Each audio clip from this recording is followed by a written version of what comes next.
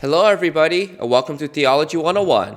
Today we are going to look at the book of 1 Corinthians. The book of 1 Corinthians is the seventh book of the New Testament. The New Testament has 5 sections: the Gospels, the Acts of the Apostles, the Pauline epistles, the general epistles, and the book of Revelation. The Gospels contain the life, ministry, teachings, death, and resurrection of Jesus Christ. The Acts of the Apostles give a historical account of the growth and spread of the Christian church. The Pauline epistles are a collection of letters written by Paul to different churches during his time. The general epistles are letters written by other leaders, such as Peter, John, and Jude, to different churches. And finally, the book of Revelation gives a picture of how the story of the world will end with Jesus returning to earth to restore it and reign on it. The book of 1 Corinthians is part of the Pauline epistles section of the New Testament. Let me go over the historical context of 1 Corinthians. It is important to understand the city of Corinth. Corinth was a narrow piece of land between the Corinthian Gulf and the Saronic Gulf, which made it a place of a lot of commercial trade and prosperity. Merchants and sailors sent goods across this strip of land rather than take a long trip around it. Because of all the different travelers that came through Corinth, it became known for its immorality. In fact, the name of the city became a verb, namely Corinthianize, which means to make something corrupt. So Corinth was a city full of wealth and immorality. Also, Corinth had a lot of the world's best athletes, since the Isthmian Games, much like our modern-day Olympics, were celebrated near the city. There was fertile soil nearby the city which produced high-quality grapes for wine, and so Corinth was a cosmopolitan place marked by culture, materialism, and immorality. So how did Christians end up in such a corrupt city? We see in Acts chapter 18 the events that led Paul to plant a church in Corinth. He arrived in Corinth during his second missionary journey during the early AD 50s. He stayed with Aquila and Priscilla, who had recently moved from Rome, and was working with them as a tent maker. Paul spent his Sabbaths talking with both Jews and Greeks in the synagogue until he was able to focus on evangelizing with Silas and Timothy in Macedonia. The Jews opposed Paul, so Paul decided to stay with Titius Justus, who lived next door to the synagogue, to continue evangelizing to them. One day,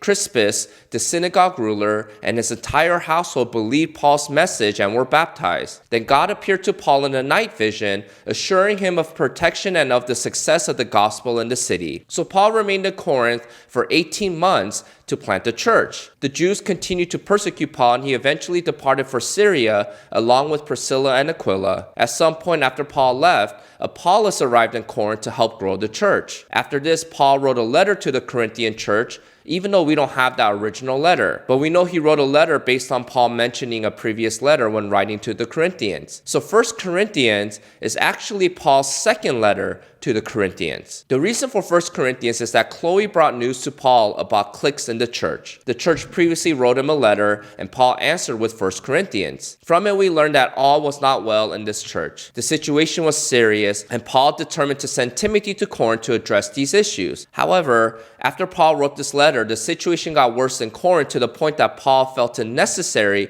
to leave his work in Ephesus and visit Corinth. So Paul wrote another letter to the Corinthians with a harsh tone, which has been lost but is referenced in 2 Corinthians chapter 2, verse 4. Paul was impatient to see how his letter would be received, so he went to Troas, but Titus was not there. Unable to rest, he went to Macedonia, where Titus met him with the news that all was well in Corinth. Out of his great relief, Paul wrote the letter we call 2 Corinthians, and he probably visited the church soon afterwards. So we know that Paul made 3 visits to Corinth. The first visit, he started the church. The second visit was a painful visit to address the problems that Chloe brought to his attention. Then the third visit was after 2 Corinthians was sent to the church. We also know that there was 4 letters Paul wrote to the Corinthians. The first letter was lost. Then the second letter is what we call 1 Corinthians. Then the third letter was lost. And the fourth letter is what we call 2 Corinthians. So now let me go over the purpose of this letter. Paul responds to reports that Chloe's people gave him about the church in Corinth and to a letter that the church wrote him. The purpose of his letter is to exhort the Corinthian church to live as God's holy people and for Paul to correct the sins that were going on in the church. You see, Corinth valued impressive public speakers, status, greed, immoral sex, personal rights,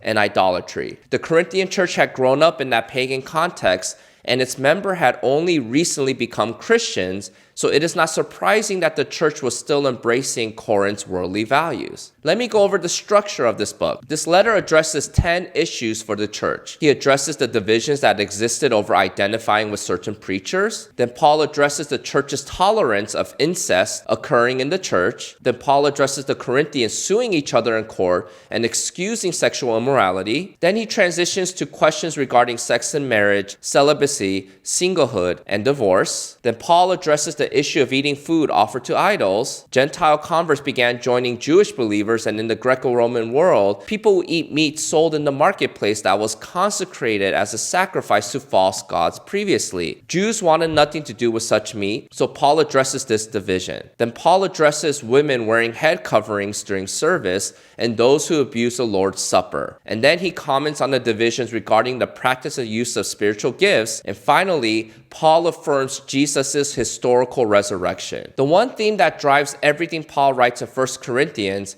is the gospel as evidence with the repeated use of the word throughout the letter. For Paul, the gospel refers to Jesus' life, death, and resurrection, which allows salvation for everyone who turns from their sins and trusts in him. This message is good news not just for non-Christians, but continues to be good news for Christians and affects how they live. So Paul's main argument is that the gospel requires God's holy people to mature in purity and unity. Thus, Paul utilizes the gospel message as an overarching theme to address all the problems the Corinthians church faces and to give us principles in how we are to navigate through our issues in life today. Thank you to today's sponsor, On Reverence. They offer a free digital worship music app called Maskill.